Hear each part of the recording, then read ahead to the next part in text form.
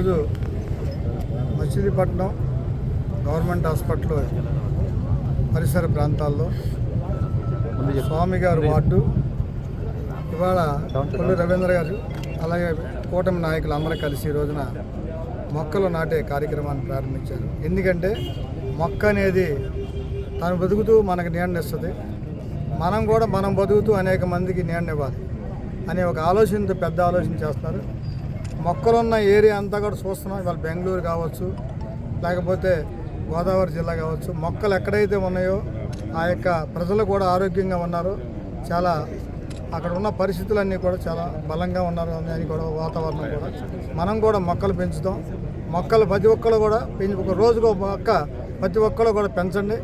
మీ ఇంట్లో ఖాళీ ఉన్న చాట పూల మొక్కలు అలాగే ఫ్రూట్ మొక్కలు ఇవన్నీ కూడా పెంచి మనందరం కూడా మోడీ గారు కూడా చెప్తున్నారు ప్రతి ఒక్కరు మొక్కలు పెంచండి. పవన్ కళ్యాణ్ గారు కూడా ఈ మధ్యన దగ్గర 2 కోట్ల షీల్డ్లు మరి అన్ని సార్లు కూడా వేయడం జరిగింది. ఎందుకు చేస్తున్నారు ఇవన్నీ?